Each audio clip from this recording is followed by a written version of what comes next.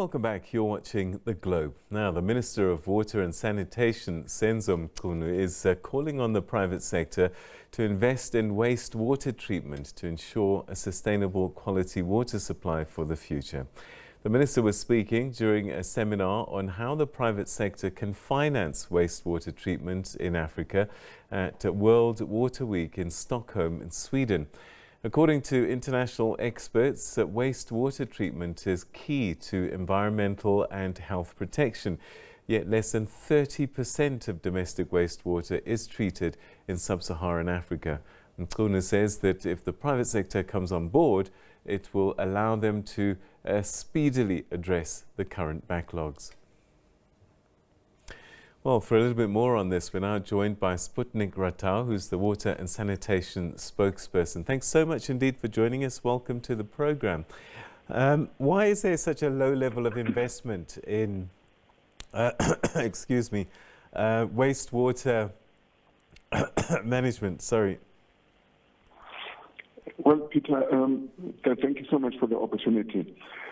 Over time, we have realized that,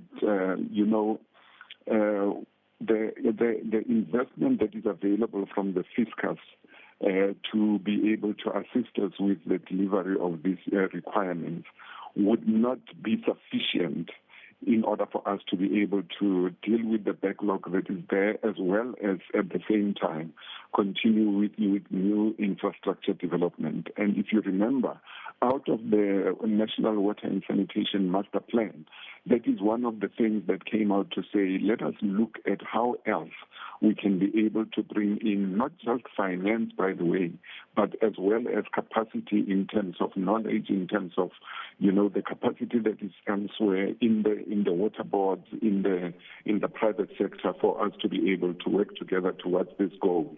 And the Water and Sanitation Summit of February this year also emphasized on that point. So therefore, that is why we are saying, and we saw actually even during the summit, that there was quite a hefty appetite from the private sector to really come to the party and be a part of the solution. How does the private sector come into it? I mean, the private sector is all about profit. Yes, it is all about profit.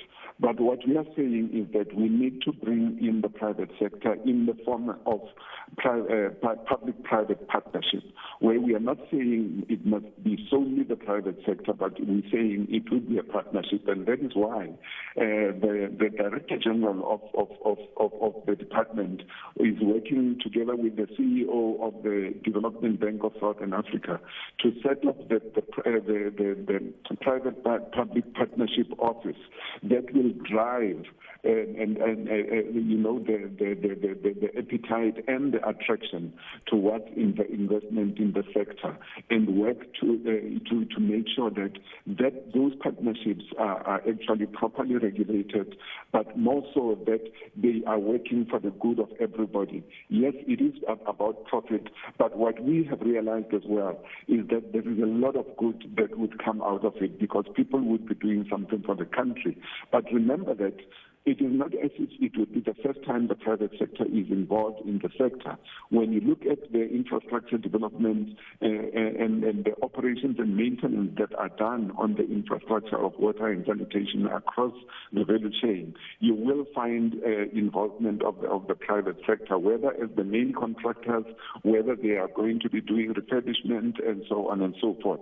But in this instance, we are saying it will be to be a partner and to be part owner of what the success of any such ventures.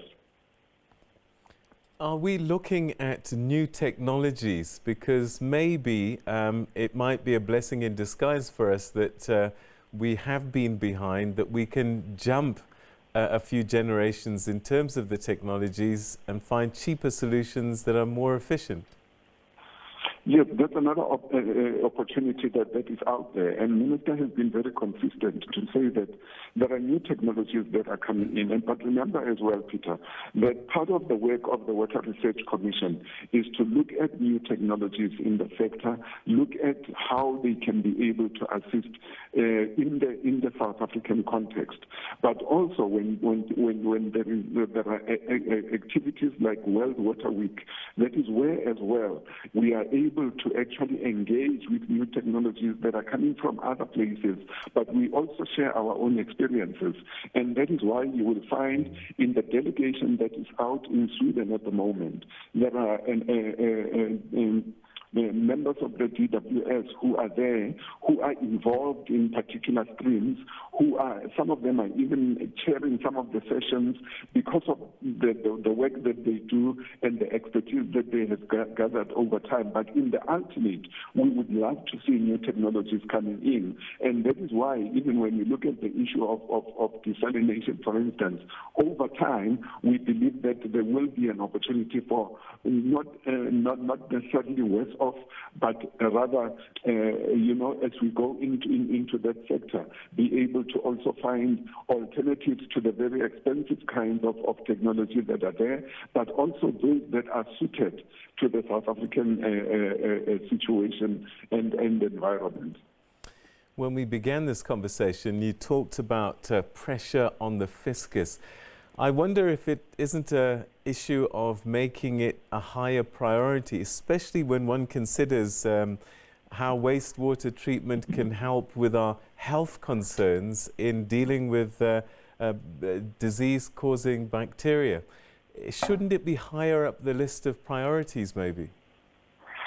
My understanding, and I think it's the understanding of government, is that water and sanitation have become a high priority, and that is why, even when you listen to what the President always articulates about, when you look at what is in the economic recovery plan as well of the country, water has been seen as very central to what the country can be able to do to recover and be able to re-establish itself to the extent that the economy can perform better. And therefore, the centrality of water continues to be really heightened in the view of people, not just in the country, but across the globe. And that is why it is imperative that even as we continue to look at these things, we do not forget that the effluent that we discharge needs to be one of such a standard that it does not damage and harm not just the environment, but everybody else that comes into contact with it. But also, secondly, Peter, and you're very correct, to look at how it can also assist us in terms of water availability, because if it can be treated to a level where it is usable, whether for industry, for agriculture, or whatever level, then it would also reduce the pressure on potable water that it would then not be utilized for such uses. All right, so what's the plan of action going forward? What is on the list of priority actions? Well, the list of priority actions would include, in particular, enhancing the partnerships that we are looking at, and that is why the Minister decided that DG must actually lead it from the side of government. And we're looking at as well that we must continue to enhance the performance of our infrastructure. Remember that part of our responsibility is the issue of dam safety. And some of the times, the issue of water availability raises the question of do we have enough dams? Do we have dams that are big enough? But we must remember that it is not just about putting up dams. It is also about ensuring that the infrastructure that we have, and that includes the dams themselves, continues to operate optimally, but also it is also such that we are able to enhance the capacity thereof. That is why the raising of some of the dam walls around the country and some of the augmentation projects that are already on the ground and some are still going to come on stream are very, very important for us in the long term.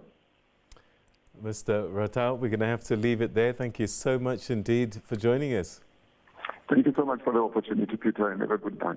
A very good evening to you. That's the spokesperson of the Department of Water and Sanitation speaking to us about wastewater treatment and the calling for the private sector to come and join the public sector in developing the treatment facilities and also developing new technologies.